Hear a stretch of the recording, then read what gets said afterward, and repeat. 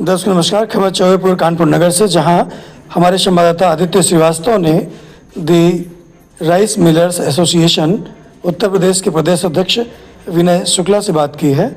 आइए जाने उन्होंने क्या कुछ बातचीत में महत्वपूर्ण बातें साझा की। नमस्कार, मैं आदित्य श्रीवास्तव, नवीन समाचार डिजिटल पार्टनर एग्रोनॉमी न्यूज से। आज मैं आपको एक ऐसे शख्स से रूबरू करवाने जा रहा हूँ जिसने अपनी परिश्रम और अपने व्यवहार से क्षेत्र में अपना नाम चमकाया है और आज उस मुकाम पे पहुँचे हैं जहाँ पहुँचने के लिए इंसान को काफ़ी अरसा लग जाता है। और यही नहीं, इससे ज़्यादा उपलब्धि ये है कि लगातार अभी पिछली बार भी यूपी राइस मिलर्स के प्रदेश अध्यक्ष रहे हैं और इस बार भी उन्हें पुनः नियुक्त किया गया है। आइए उनसे जानते हैं उनकी सफलता की कहानी उन्हीं की जुबानी। भैया, पहले तो आपको यूपी राइस मिलर्स से प्रदेश अध्यक्ष बनने की हार्दिक बधाई। अब हम जानना चाहते हैं कि आपने यहाँ तक आप पहुँचे हैं सफलता की सीढ़ी तक, तो इसके लिए आपने कितना संघर्ष किया है और कैसे क्या क्या कठिनाई आई हैं तब जाके आपको ये सफलता प्राप्त हुई। सर्वप्रथम आपको नमस्कार करते हुए 2012 में मैं Uttar Pradesh rice millers association का पहला सदस्य बना था। उस समय मैंने सदस्यता ग्रहण की थी। तो जब मैंने उस समय सदस्यता ग्रहण की तो हमारे जो प्रदेश अध्यक्ष के रूप में थे वो श्री राकेश अग्रवाल जी चुने गए थे। राकेश अग्रवाल जी एक ऐसी शख्सियत है पूरे प्रदेश में। नरेश अग्रवाल जी के छोटे भाई हैं और उसके पहले कमलेश शुक्ला हुआ करते थे जो विधायक के रूप में भी कई बार रहे। राजेश अग्रवाल जैसे इसमें राष्ट्रीय कोषाध्यक्ष हैं, उसके पहले वो रहा करते थे। हमारे जितने भी मेरे अध्यक्ष एसोसिएशन में रहे वो कहीं विधायक, कहीं सांसद, कहीं कैबिनेट मंत्री, तमाम अच्छे अच्छे पदों पर रहे लोग। तो मेरे मन में भी कहीं प्रेरणा जागी कि एक न एक दिन हमें भी अध्यक्ष के लिए लड़ाई लड़नी है। तो मैं 2012 के बाद जब सदस्यता ली तो मैंने काम किया, इसे करते रहे राइस मिलर्स के हित में। 2014 में मुझे कानपुर नगर का जिला अध्यक्ष बनाया गया एसोसिएशन के द्वारा। 14 से 17 तक मैं जिला अध्यक्ष के रूप में जब हमने काम किया तो हमारे कानपुर के राइस मिलर्स ने, कानपुर के मंडल के राइस मिलर्स ने ये देखा और समझा कि इनके अंदर कुछ क्षमता है काम करने की। तो हमारी बात महामंत्री के रूप में रखी गई प्रदेश कार्यकारिणी में। तो उस समय मुझे बड़ा संघर्ष करना पड़ा। तमाम लोग मेरे विरोध में उतर आए। तमाम बड़े बड़े लोगों का संगठन था। कोई 2 मिल का मालिक था, कोई 4 मिल का मालिक था, कोई विधायक था, कोई सांसद था और मैं एक छोटा सा गोविलखा गाँव का निकला हुआ व्यक्ति। तो मुझे बड़ा संघर्ष करना पड़ा। मैं जब एक आध लोगों के पास गया, मैं बाहर निकल गया तो मुझे जवाब उनका ठीक नहीं लगा। तो मुझे ये भी लगा कि अब मुझे संघर्ष करके इसको पाना है। लेकिन हमने इतना मेहनत किया, इतना संघर्ष किया, सारे राइस मिलर्स के व्यवहार दिल को मैंने जब जीता तो 2017 में ही मैं निर्विरोध महामंत्री के रूप में जब चुना गया तो मैंने जान लिया कि मुझे अध्यक्ष पद ही बड़े आसानी से मिल जाएगा मुझे, बहुत लड़ाई लंबी नहीं। उसके बाद मैंने जिसको अध्यक्ष पद की लगाया था वो मेरा अध्यक्ष को हार गया चुनाव, लेकिन मैं जीत गया। तो मुझे अच्छा लगा कि मेरा चुनाव और संघर्ष किया जाएगा। फिर मैं लगातार 6 वर्ष जब काम किया हमने प्रदेश के राइस मिलर्स के साथ में, सारे राइस मिलर्स का दिल जीता। सारे राइस मिलर्स मुझसे खुश हुए और हमारे काम से प्रभावित हुए। 2023 में जब चुनाव आया तो लोगों ने हमसे कहा कि अब आप अध्यक्षी का नामांकन करिए, हम सब आपके साथ हैं। निश्चित तौर पे पूरे प्रदेश के राइस मिलर्स ने, हर एक राइस मिलर्स ने मेरा साथ दिया, मेरा सहयोग किया और उस समय भी मैं निर्विरोध चुना गया 2023 में। जबकि हमारे यहाँ राइस मिलर्स जितने भी अध्यक्ष पहले रहे हैं बड़ा झगड़ा होता था, मारकूट होती थी, तमाम कई बैलेट पेपर फाड़े जाते थे, तमाम समस्याएं आती थी।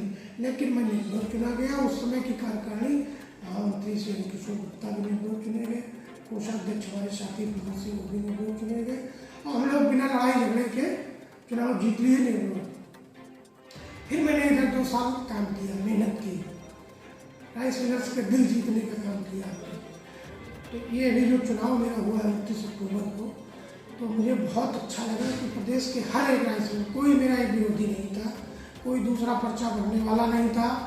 हर एक राइस मिलर्स ने हमको जो है, जब पूछा गया हमारे श्री राकेश अग्रवाल जी की और रमाकांत जी के द्वारा कि यदि कोई पर्चा भरना चाहता हो तो वो व्यक्ति सामने आया, लेकिन एक स्वर में हजारों की संख्या में राइस मिलर्स ने हाथ उठा के दोनों कहा कि मुझे विनय शुक्ला ही अध्यक्ष के रूप में चाहिए और उनकी पूरी टीम को बहाल किया जाए।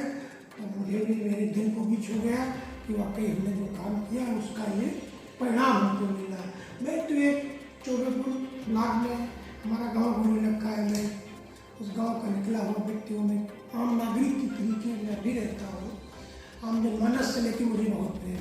हमारे यहाँ यदि कोई व्यक्ति आता है, चाहे क्षेत्र का हो, चाहे राइस मिलर्स हो, चाहे और कोई विभाग का हो, यदि हमसे मदद मांगने का काम करता है तो मेरा ये नेचर है कि मैं प्रयास करता हूँ कि इसका कैसे काम किया जाए और कैसे उसे संतुष्ट हो। मतलब पूरा प्रयास करता हूँ कि हर हालत में इसका काम हमें करने का इसने अवसर दिया, हम उसका काम करने का काम करें, ये मेरा नेचर है। अच्छा, ये एक बात और बताइए, जैसे आपने राइस मिलर्स के फील्ड में जब आए हैं क्षेत्र में, तो इसमें जिस समय आपने कदम रखा है उस समय भी आपको काफ़ी कठिनाइयाँ देखनी पड़ी होंगी। अच्छा है, अब आपको बताना चाहते हैं कि भारत सरकार के द्वारा ये जो पॉलिसी 1980 में लागू की गई और वो पॉलिसी आज भी मिलर के ऊपर थोपी जा रही है, तो हमने उस विषय पे काम किया। जैसे 1980 में हमको कुटाई के रूप में 10 रुपये कुंटल मिलता था और उस समय धान एक हमारे यहाँ सीता आती थी, हाइब्रिड होती नहीं थी, ये 64-44 धान थी, इसमें रिकवरी बहुत अच्छी करती थी। 67 किलो एक धान सरकार लेती थी 100 किलो देने धान पे, तो चावल मेरा 70 किलो निकलता था। तो उस समय मध्य का समय था, उस समय राइस मिलर्स को 2 रुपये बचा था। इधर लगातार नुकसान हो रहा। राइस इंडस्ट्री जो 2011-12 से घटना शुरू हुआ वो बहुत बड़ी संख्या में बढ़ गई। वो लगभग आप ये समझो कि 10 से 12 हज़ार राइस मिलें घट गई और हम लगातार वही बात उठा रहे हैं कि 1980 में जब 10 रुपये आप उठाई हमको दे रहे थे तो डीजल 1 रुपये 58 पैसे था। एक मिल लगाने की लागत 5 लाख अधिकतम थी, अधिकतम 5 लाख में अच्छी मिल लग जाती थी। मजदूरी रेट बहुत कम था, मध्य का समय था, राइस मिलर उसमें 2 पैसे कमाए। एमएसपी उस समय 1.5 से 2 रुपये के आसपास थी। आज एमएसपी आप जो 1.5-2 रुपये किसान को दे रहे थे, मेरा किसान से कोई विरोध नहीं, आप चाहे 1.5-2, चाहे 2 दो, चाहे 200 दो, हम किसान, मैं भी एक किसान हूँ। मेरा कहना है कि 1.5-2 रुपये से अभी 25 रुपये लगभग। डीजल का रेट जो 1 रुपये 58 पैसे था, 80 से 90 रुपये कर गई, की लागत बढ़ गई, तो फिर मेरा रेट भी बढ़ गया। इसी तरीके से जो 10 रुपये दे रहे तो फिर आपको सोचना चाहिए, विचार करना चाहिए। हम भी आपका ये काम है। मतलब आपको इस इंडस्ट्रीज में आने से पहले, इस राइस मिल एसोसिएशन में आने से पहले ही उनकी समस्याएं समझ में आ गई थी कि राइस मिलर्स कहाँ से परेशान हो रहा और हमें किस जगह काम करना है। हमने जब उस जगह काम किया तो राइस मिलर्स को अभी लग रहा है, उसमें मैं आपको बताऊँ जैसे प्रदेश माननीय मुख्यमंत्री जी से मुझे कोई समझता है तो लगातार 2017 के बाद में हमको प्रोत्साहन राशि के रूप में 1 रुपये नहीं मिलता था। अच्छा, आपने आज हमको प्रोत्साहन राशि के रूप में 35 रुपये प्राप्त किया। ये माननीय मुख्यमंत्री योगी आदित्यनाथ जी के लिए उनका मैं आभार व्यक्त करता हूँ, धन्यवाद देता हूँ।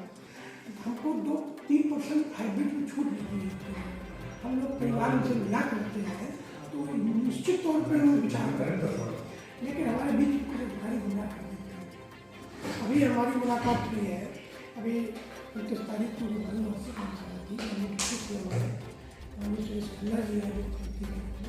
इन दोनों लोगों ने बात को समझा है। पूरे प्रदेश के राइस मिलर ने पीड़ा को रखा है कि यदि आपने ध्यान में दिया तो आज 1800 बची है तो 1800 में 1800 खत्म हो जाएंगे। आपको एक छोटा सा उदाहरण देना चाहते हैं। मथुरा में 35 से 40 राइस मिलर हुआ करती है, क्योंकि मैं प्रदेश अध्यक्ष हूँ, सारी जगह समस्याओं से हुए। आज 35-40 में वो सिंगल एक राइस मिल बची। आप बाहर से तो उद्योग लाने की बात करते हैं, इन्वेस्टर समिति के माध्यम से बात करते हैं कि हम बाहर से उद्योग लाएंगे, रोजगार को बढ़ाएंगे, लेकिन ये रोजगार उद्योग चल रहा है, यही अगर फिर हो गया या चला गया तो फिर क्या।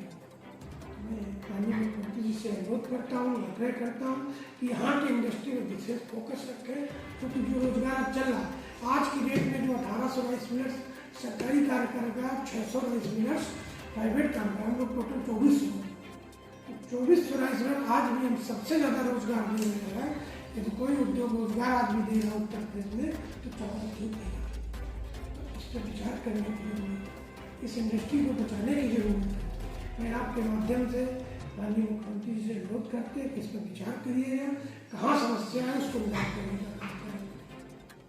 अच्छा, आपने पहले जो आपकी राइस मिल थी वो किस सन में डाली थी?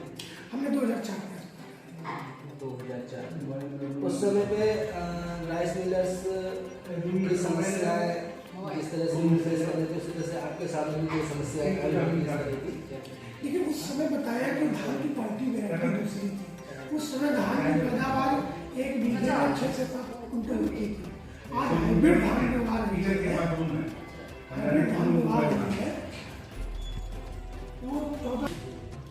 आज जो हाइब्रिड धान पैदा हो रही है, हाइब्रिड में निश्चित तौर पे कि पहले की धान की अपेक्षा अब इसमें क्या है कि इसमें एक तो ब्रोकन है। पहले रिकवरी आती थी 67 की 70 सरकार लेती थी, आज उसमें रिकवरी है ओनली 50% सब कुछ मिला है। उसमें कनकी भी है, कंडा भी है, ब्रोकन भी है, महीन नक्कू धारा भी है।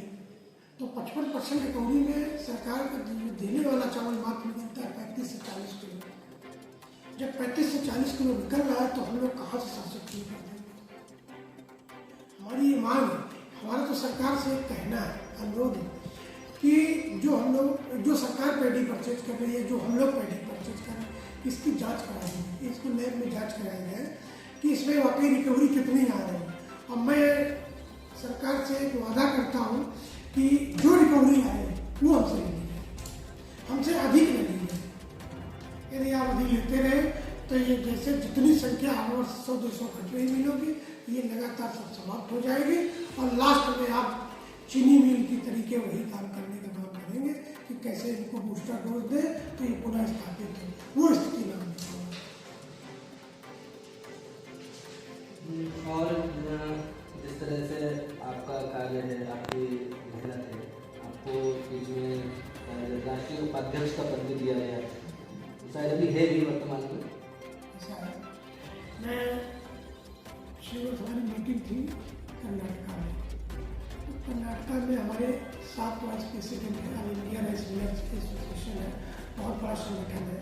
उसमें कई माननीय सांसद भी विधायक भी हैं, बहुत सारे ऐसे लोग हैं जो कि काम अच्छा कर रहे हैं। अब मेरा ये सौभाग्य है कि मुझे all India rice millers association में वरिष्ठ उपाध्यक्ष के रूप में कोई माननीय वेंकैया नायडू जी भी आए थे, उनको चुना गया, तो मुझे बहुत अच्छा लगा। मैं तो इसलिए अपने पूरे भारतवर्ष के राइस मिलर्स को बधाई देता हूँ, धन्यवाद देता हूँ कि जो मुझे मिला है वो हमें बहुत ज़्यादा मिला। जैसा कि आपने सुना किस तरह से, किस संघर्ष के साथ इस सफलता की सीढ़ियों पे आए हैं विनय शुक्ला जी, और अभी भी निरंतर कार्य कर ही रहे हैं और आगे भी राइस मिलर्स के लिए, उनके हित के लिए कार्य करते रहेंगे। धन्यवाद।